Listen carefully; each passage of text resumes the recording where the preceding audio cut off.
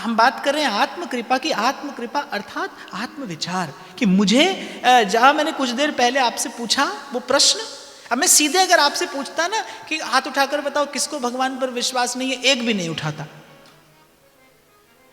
इसलिए मुझे प्रश्न आपसे थोड़ा सा घूम कर पूछना पड़ा। आपने कहा कि विश्वास भी है और चिंता भी है। यह संभव नहीं है, यह संभव नहीं है। एक ही निष्कर्ष निकाला जा सकता है कि विश्वास नहीं है। कैसे पाया जाए? वो युक्ति है संत की कृपा, सत्संग की कृपा, गुरु की कृपा, इष्ट की कृपा, और सबसे महत्वपूर्ण आत्म कृपा। स्वयं पर कृपा करिए, स्वयं पर कृपा करिए। स्वयं पर कृपा करने के लिए आपको विवेकवान होना होगा, और बिन सत्संग विवेक न होई। और विवेक प्राप्त करने के लिए आपको संत के चरणों में जाकर बैठना पड़ेगा। सीख रही है आने वाली पीढ़ी, वो कहती है जीवन में सुख की भी आवश्यकता है, जीवन में सुविधा की भी आवश्यकता है, जीवन में संस्कार की आवश्यकता नहीं है, जीवन में सत्संग की आवश्यकता नहीं है। मैं तो विशेष रूप से बार बार बल देता हूं इस बात पर, और व्यासपीठ से निवेदन करता हूं अपनी युवा पीढ़ी को, अपने युवा मित्रों को, आपको सर्वाधिक आवश्यकता है, आपको सबसे अधिक आवश्यकता है जीवन में संस्कार की, सत्संग की। आपके पास अभी जीवन है, आपके पास अपार संभावनाएं हैं, आपके पास अभी जीवन जीने की अपार संभावनाएं पड़ी हैं। उपयोगी बने आपका जीवन, सफल सार्थक हो आपका जीवन, प्रसन्नता का विस्तार हो आपके जीवन के माध्यम से इस संसार में, आपके माध्यम से प्रसन्नता फैले इस संसार में, आपके माध्यम से सकारात्मकता प्रसारित हो इस संसार में। किसी के जीवन में आप जाएं तो आपके साथ साथ भगवत प्रेम की सुवास चली जाए उसके जीवन में। किसी के मन को प्रभु प्रिय लगने लगे आपसे संबंध बनने के बाद, कुछ ऐसा बने आपका जीवन। तो आत्म कृपा के लिए आत्म विचार की आवश्यकता है। आत्म विचार विवेक से होता है, विवेक संत के चरणों में बैठकर पाया जाता है। विश्वास और विवेक ये ऐसी संपत्तियां हैं जिसे दैवी संपत्ति कहा जाता है। ये प्रसाद से मिलती है। रही बात मैंने कहा कि एक पक्ष में होने में ही लाभ है, और वो एक पक्ष क्या है आप समझ गए। हमारे बाबा कहा करते थे, बोले भाई हवा वहीं चलती है जिस दिशा में श्री कृष्ण खड़े होते हैं। बोले हवा का रुख वही है जिस दिशा में भगवान खड़े हैं। उसी पक्ष में जीवन को ले जाने में लाभ है भाई, उसी पक्ष में जीवन को ले जाने में जय है। और देर नहीं हुई। मैं एक बात और कहूंगा, अपने मन से सारी दुर्बलताएं निकालिए, अपने मन से सारी दुर्बलताएं निकालिए कि इतना जीवन व्यर्थ चला गया, गई सो गई तू राख रही को। निकालिए अपने मन से सारी दुर्बलताएं। अरे महाराज हम घर गृहस्थी वाले लोग, हम संसारी लोग, मत आने दीजिए अपने मन में ये सब अवांछित। कोई आवश्यकता नहीं इसकी। आप जहां जैसे जिस हाल में पड़े हैं, प्रभु आपको वहां वैसे उसी हाल में स्वीकार करने को कृत संकल्प है। वो तत्पर हैं आपको यहीं से स्वीकार कर लेने के लिए, जो रुचे जैसा रुचे बस। लेकिन ईमानदारी से, निष्कपट मन से एक बार प्रभु की ओर पग बढ़ाइए। यही आत्म कृपा है। हाँ, अब मुझे भजन करना है, अब मुझे साधन करना है, अब मुझे जीवन को प्रभु के योग्य बनाना है, अब मुझे मनुष्य जीवन का लाभ लेना है, अब मुझे अपने जन्म और जीवन को सफल बनाना है, अब मुझे मनुष्य जीवन को सार्थक करना है। इन विचारों से अपने मन को प्रबोध देकर आत्म कृपा करिए, स्वयं पर कृपा करिए। भगवान की कृपा तो खूब बरस रही है भाई, ना होती तो कैसे आपको मुझे ये अवसर मिलता, कैसे आपको मुझे यह अवसर मिलता।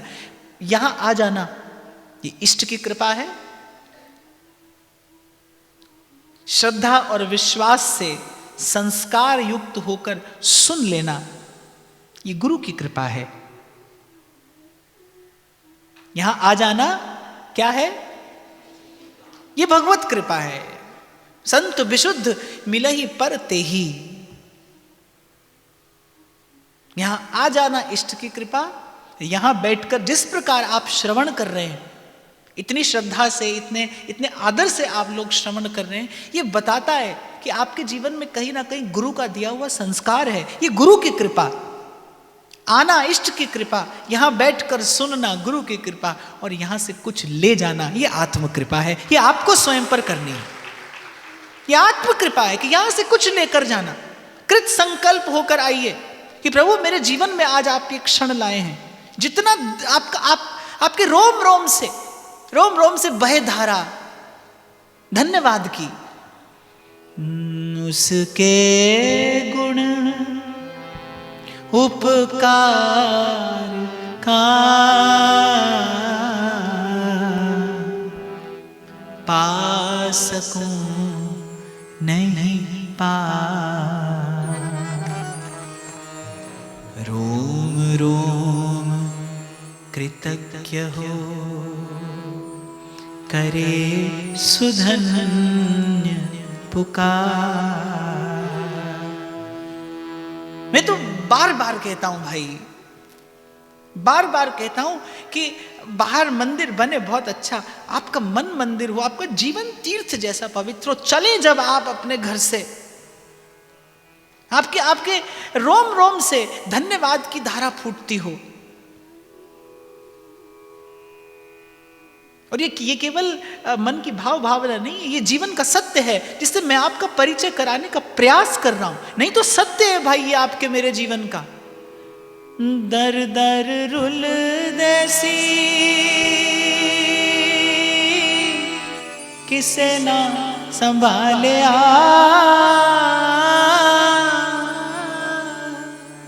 मेहरबान साहिब मेरा चरना चला लिया। क्यों ना दाता तेरे तो मैं, क्यों ना दाता तेरे तो मैं तन मन वारा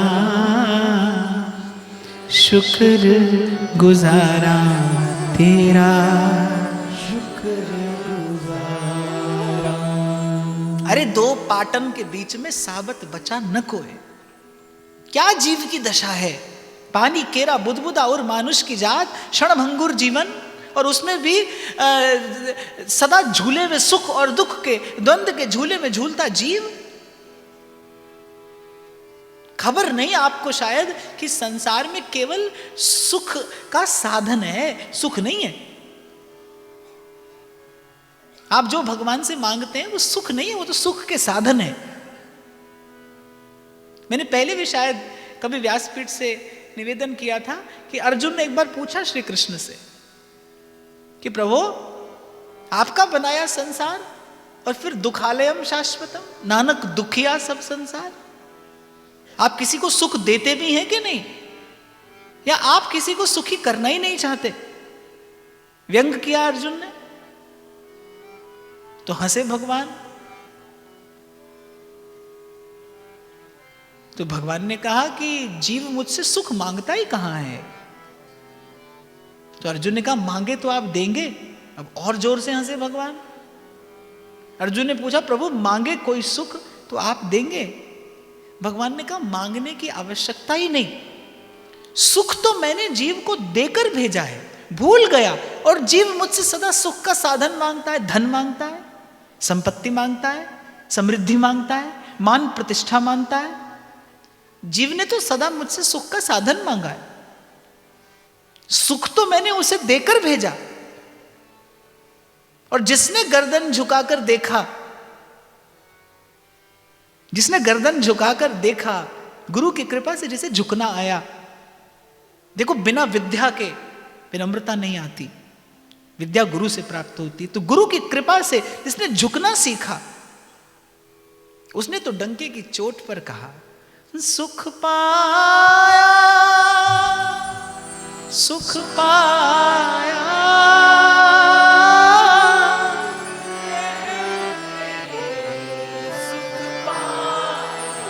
चुनौती देते हैं नानक, दुखालयम शाश्वतम, दुख का घर है संसार।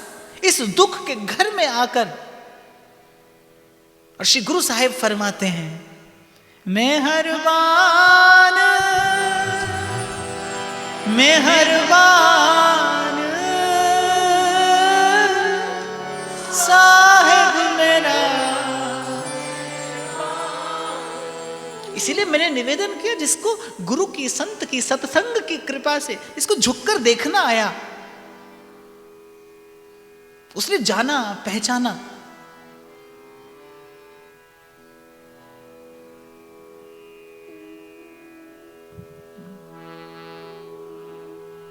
सुख पाया, सुख पाया,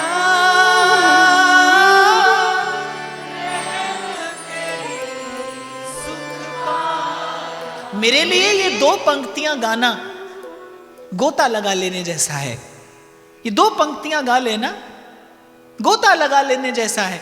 और मुझे लगता है जब इस संसार में, इस दुख स्वरूप संसार में अगर किसी संत, किसी फकीर की कृपा से ये सुख की धारा बहती हो, तो उसमें नित्य प्रति गोता लगा ही लेना चाहिए। मेहरबान मेहरबान साहिब मेरा मेहरबान।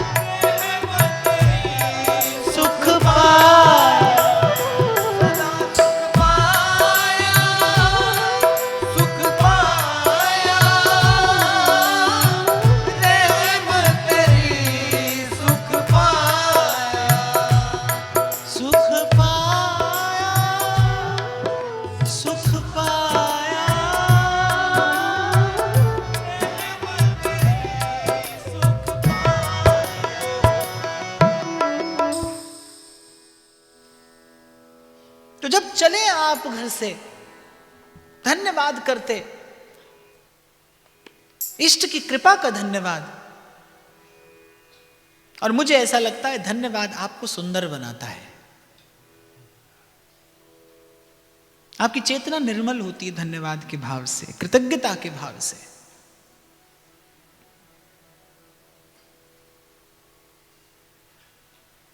इट्स लाइक योर रिसेप्टिविटी, आपकी जो ग्रहण करने की क्षमता है वो बढ़ती है जब आप प्रभु का धन्यवाद करते हैं।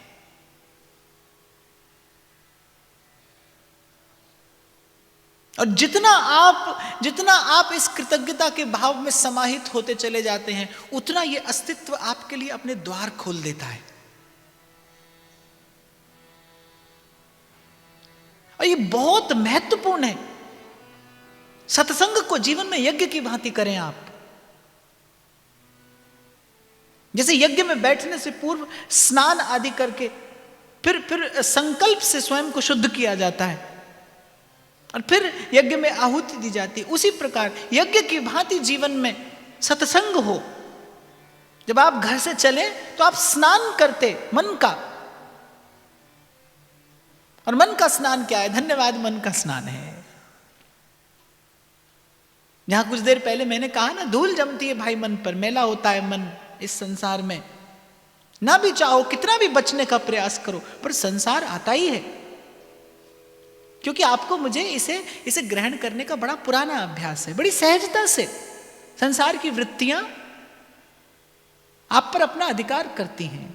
मार्जन की विधि क्या है? कैसे धोया जाए, कैसे मन को निर्मल किया जाए। शुक्रिया, धन्यवाद, कृतज्ञता, इष्ट के प्रति, ईश्वर के प्रति, प्रभु के प्रति, अपने आराध्य के प्रति। और जैसे आपने अनुभव किया हो कि पसीने से तरबतर आप घर पहुंचे और कोई आपको सुंदर भोजन परोसे, आप कहेंगे अभी नहीं, पहले एक बार स्नान कर लें। और जैसे स्नान करके आप बाहर निकलते हैं, आपको लगता है जैसे मनोबोझ किसी ने आपके सर से उतार दिया हो, हल्के फुल्के हो जाते हैं, प्रसन्नता स्फुरित होती है स्नान से। जैसे तन का स्नान आपको इतनी प्रसन्नता देता है, मन का स्नान भर देता है आपको भीतर बाहर प्रसन्नता से। इसीलिए किसी ने कहा कि तमन्ना यही है कि सर को झुका लूं और दीदार तेरा मैं जी भर के पालूं। इसीलिए मैंने कहा भाई, कोई किसी भी धर्म, जाति, मजहब का हो, क्योंकि मेरी व्यासपीठ केवल प्राणी मात्र के कल्याण की बात करती है, और प्राणी मात्र का कल्याण इसी में है, ईश्वर की शरणागति। यही आत्म कृपा है कि जहां जैसे जिस स्थिति में आप हैं, वहीं से स्वयं को निवेदन कर दें आप प्रभु के चरणों में। तो सत्संग को जीवन में यज्ञ की भांति करिए, बड़ा पवित्र भाव लेकर, धन्यवाद से अपने मन को निर्मल करते हुए, संकल्प की शुद्धि के साथ आप यहां पर आकर बैठिए। इष्ट की कृपा है यहां पर आना, और इसके लिए उसका धन्यवाद अवश्य हो। और मैं तो कहता हूं इसे प्रयोग की तरह करके देखिए। मेरी बात सुन के ना मानिए, मेरी बात सुन के ना मानिए। हमारे यहां सबसे बड़ी क्षति इसी कारण से हुई, हमने सुना और मानकर एक और रख दिया, उसे कभी जानने का प्रयास नहीं किया। यद्यपि मैं ही कहता हूं कि ये यात्रा जानने से नहीं, मानने से गतिमान होती है, लेकिन मानना विश्राम नहीं है, विश्राम तो जानना ही है, मानना आरंभ है। आप मानकर आरंभ करते हैं और जानकर विश्राम लेते हैं। केवल मानकर ना रुक जाइए। जो मैं आपसे निवेदन कर रहा हूं, इसको जीवन में अनुभव करिए, इसका प्रयोग करिएगा। कल जब आप आए, यदि आपको आना हो तो, कल यदि आप आए तो जब आप चलें, झुकाकर अपने अपने इष्ट आराध्य के चरणों में अपना मस्तक, प्रभु दिया आपने मुझे आज ये अवसर, इष्ट की कृपा का धन्यवाद करते हुए। और जब यहां श्रद्धा और विश्वास उमड़े आपके हृदय में, जब श्रद्धा और विश्वास उमड़े आपके हृदय में, तब गुरु चरणों का धन्यवाद करिए और कोई एक विचार ले जाने की आत्म कृपा ये अवश्य स्वयं पर करिए। यही सत्संग की पूर्णता है, आना, बैठना और फिर यहां से जाना। सत्संग के सेवन की भी एक विधि है। नहीं तो कहते सुनते, अच्छा कहने वाला भी यूं का यूं, सुनने वाला भी यूं का यूं। और एक नहीं बाप, अनेक जीवन निकले ऐसे। संतों ने तो कहा, हमारी हरि तुम ही सो सुधरेगी, बहुत जन्म हम जन्म बिगाड़े और अब हूं बिगड़ पड़ेगी। ये जीवन भी जाते जाते लीजिए गया। कल तन सशक्त था, आज अशक्त पड़ा है। कल सुंदर था, आज बह गया सारा रूप, हाथ में आई, मुट्ठी में आई रेत की भांति। तन अशक्त, मन व्यथित, भ्रमित, कैसे हो भजन। जीवन तो देखते देखते जा रहा है और जाते जाते समाप्त हो जाएगा। ये बड़ा महत्वपूर्ण विषय है, सबसे महत्वपूर्ण। आपकी स्वयं पर कृपा, सजग होकर, सावधान होकर यहां पर बैठिए। ये अमूल्य अवसर हाथ आया है आपके। मैं तो जिस भी नगर में जाता हूं वहां पर एक बार स्मरण करा देता हूं ये कहकर कि सूचना तो सबको होती है भाई, सूचना तो सभी को होती है, पर आता कौन है? इस पर इष्ट और गुरु की कृपा होती है। वही आता है और 2 घड़ी बैठता है। इसलिए मैंने कहा आना इष्ट की कृपा, बैठना गुरु की कृपा। अब कुछ लोग तो चली तो देते हैं, नहीं बैठ पाते, नहीं बैठ पाते, कारण कोई भी रहा हो, पर नहीं बैठ पाते।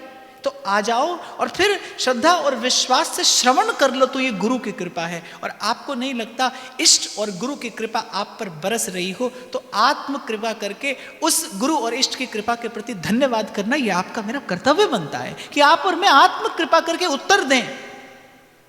वो बरसा रहा है आप पर अपनी कृपा का अम्बुद। आपका मेरा ये कर्तव्य है, ये उत्तरदायित्व है कि आप और मैं अपने पात्र की संभाल करें। और यही पात्रता है, ले जाने की इच्छा ही पात्रता है। यहां से कुछ ले जाने की इच्छा, कोई एक विचार, कोई एक शब्द,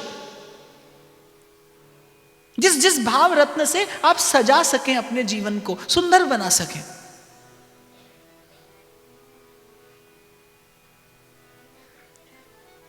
तो इष्ट की कृपा, गुरु की कृपा और आत्म कृपा, ये तीनों हो जाए,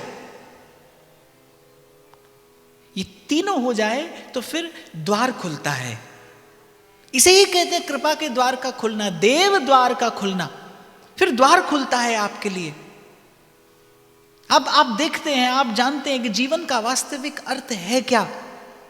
खाना पीना सोना, ये क्या केवल यही जीवन है? ना, फिर आपके लिए जीवन का नया अर्थ आपके सन्मुख उद्भूत होता है। कहीं दूर तक देख पाते हैं आप कि सितारों से आगे जहां और भी हैं।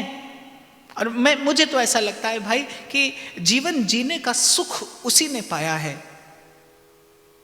जब महाराज कहते हैं ना, सुख पाया, रहम तेरी सुख पाया, जीवन जीने का सुख उसी ने पाया है जिसके जीवन में सत्संग की कृपा से, इष्ट गुरु की कृपा से, आत्म कृपा से ये भगवत भरोसा आया है। जिन्हें सिदक तेरे ते रखा है और ना सब कुछ पाया है। ऐसा मैंने कहा ना, धन हो पास में तो आपको लगता है कुछ है भाई हमारे पास, हम लड़ लेंगे हम किसी भी चुनौती से। 10, 20, 50, 100 लोग आपके पीछे चलते हो तो गर्व होता है ना आपको कि हाँ भाई आएगा कोई समय तो हैं ये लोग मेरी रक्षा के लिए, मेरी सहायता के लिए। ऐसे ही जब आपको वो भगवतीय विश्वास प्राप्त होता है, तब मुझे लगता है जीवन जीने का वास्तविक सुख प्राप्त होता है, तब सुखी जीवन का आरंभ होता है, जब ये विश्वास की संपत्ति आती है जीवन में। मीरा जी के छोटे भाई राजा जयमल मीरा जी के चचेरे भाई थे और श्री हितरिवंश महाप्रभु के शिष्य थे। बहुत कम लोग जानते हैं ये कि मीरा जी के जो अनुज थे राजा जयमल बड़े वीर योद्धा और उतने ही बड़े भगवत भक्त भी थे और श्री महाप्रभु के श्री चरणों के अनन्य सेवक। श्री महाप्रभु की रीति से ही श्री राधा वल्लभ लाल की श्री युगल सरकार की सेवा करते थे। अष्टयाम सेवा का उनका नियम था और एक से एक सुंदर सेवा कर अपने इष्ट को रिझाना, यही उनका जीवन था। और मुझे ऐसे लगता है कि वीर व्यक्ति भक्त भी हो, वीर व्यक्ति भक्त भी हो तो वह महान हो जाता है, फिर प्रकृति नत होती है उसके सन्मुख। तो एक बार जेठ का महीना था, अपने महल में सोए थे। सोए सोए उनके मन में एक भाव आया कि सेवक और स्वामी को एक स्तर पर नहीं बैठना उठना चाहिए। मैं भी यहीं सोया हूं, मेरे स्वामी भी यहीं सोए हैं। तो उन्होंने थोड़ा ऊंचा स्थान बनवाकर और श्री ठाकुर जी के लिए बड़ा सुंदर शयन कक्ष का निर्माण कराया और एक से एक सुंदर वस्तुओं से उस कक्ष को सुसज्जित किया। श्री ठाकुर जी के सुख का विचार करके एक एक सौंज सामग्री उसमें सजाई और उनका नित्य का नियम था कि रस्सी की बनी एक सीढ़ी थी, रात्रि को लगाते थे, उस कक्ष में जाते थे, सेवा करके लौट आते थे और उस सीढ़ी को लपेट कर रख देते थे और उनकी तरफ से आज्ञा थी कि कोई भी उस कक्ष में जाने का साहस न करे। अच्छा, होता क्या है कि जहां जाने के लिए रोक दिया जाए वहां मन अधिक जाता है। तो राजा जयमल की जो रानी थी, उनके मन में बार बार आता था कि आखिर ऐसा क्या है कि ये मुझे भी वहां जाने की आज्ञा नहीं देते। तो एक दिन उन्होंने क्या किया, चोरी चुपके वो सीढ़ी उठाई। राजा जयमल सेवा करके उतरे, उन्होंने चोरी चुपके वो सीढ़ी उठाई, सीढ़ी लगाई और कक्ष में पहुंच गई। और जैसे ही पट हटाया, क्योंकि जाकी रही भावना जैसी, प्रभु मूरत देखी तिन तैसी। जो भक्त भाव दे भगवान तत्काल उसे स्वीकार करते हैं। तो जैसे ही उसने पट हटाया, चौंधिया गए उसके नेत्र। बहुत कुछ तो नहीं देख पाई रानी, लेकिन इतना अवश्य देखा कि वो स्वर्ण की रत्न जटित शैया, और उस शैया पर विराजमान है कौन? बसो मुरि नैनन में दो चंचल,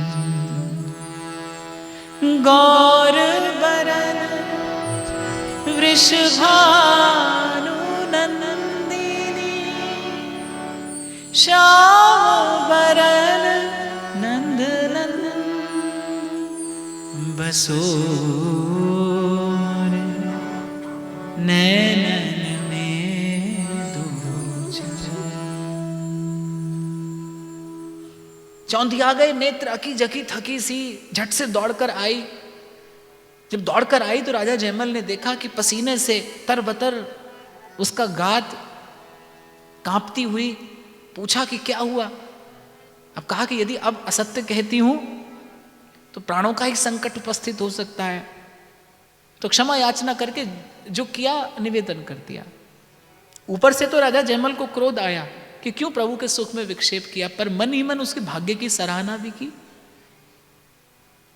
कि युगल सरकार ने दर्शन दिया। तो ऐसा उनका सेवा का भाव और संकल्प ऐसा दृढ़ कि उनका नित्य का नियम था कि जब वो अपनी सभा में बैठते थे तो उनके जितने सामंत सरदार थे, उन्होंने एक इस प्रकार की माला बनवाई थी कि उसका सुमेरु अपने हाथ में रखकर और सब सामंतों के हाथ में उसका एक एक सुमेरु पकड़ाते थे। और इस प्रकार सभा में श्री हरि नाम का जप, गुरु द्वारा प्रदत्त जो नाम था उसका जप बड़ी सभा में चलता ही रहता था। और उन्होंने ये आज्ञा करा रखी थी कि जब तक ये जप पूरा न हो जाए तब तक कैसी भी परिस्थिति क्यों ना हो, लेकिन विक्षेप उपस्थित न किया जाए। यदि कोई विक्षेप उपस्थित करेगा तो उसे प्राण दंड दिया जाएगा।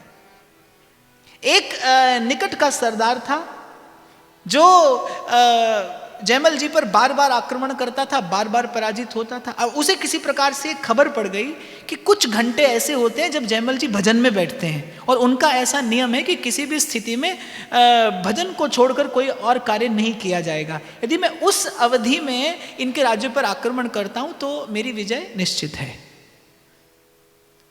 अब उस सामंत की सेना आ गई किले तक। किले में हाहाकार मच गया। अब कौन जाए? जो जाए उसे प्राणों का भय है।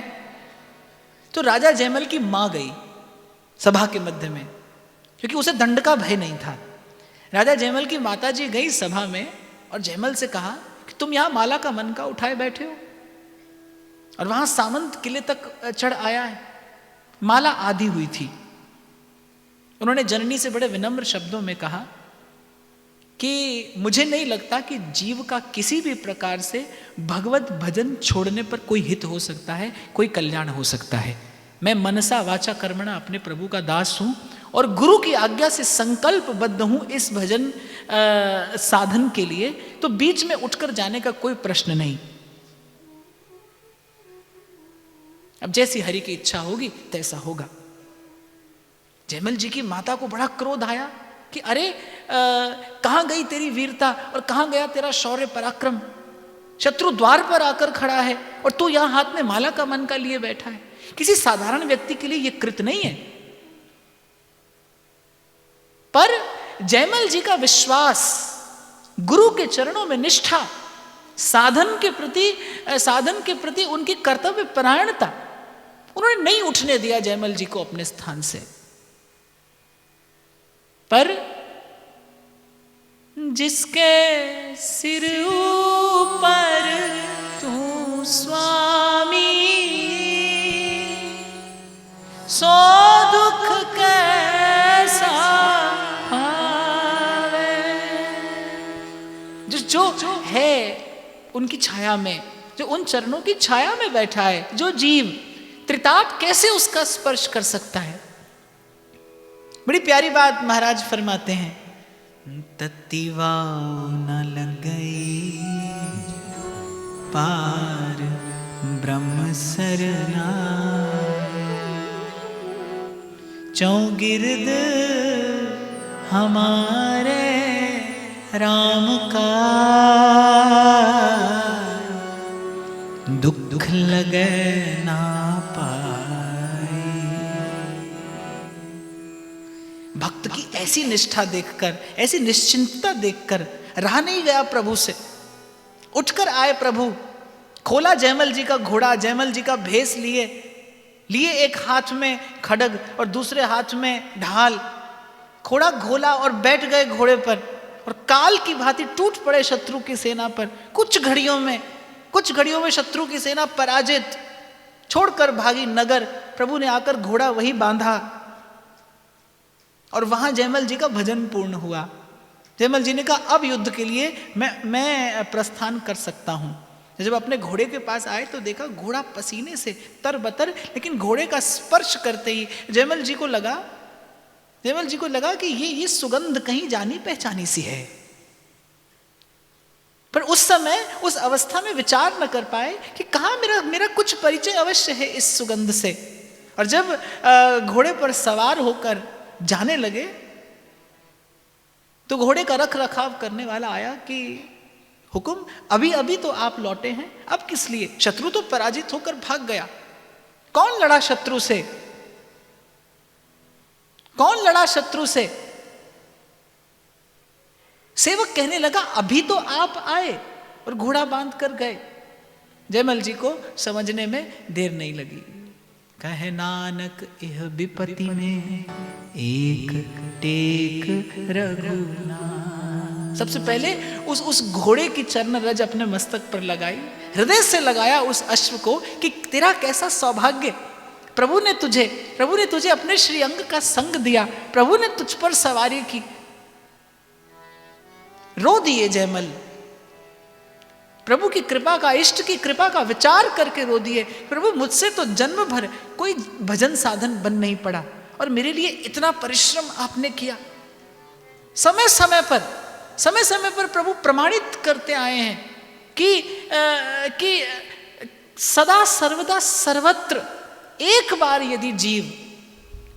यदि जीव देखे प्रभु की ओर, एक पग बढ़ाए यदि प्रभु की ओर, विचार करे, अपने जीवन को प्रभु के योग्य बनाने का, प्रभु के चरणों में निवेदन करने का संकल्प करे, तत्काल कृपा का अवतरण होता है। इसलिए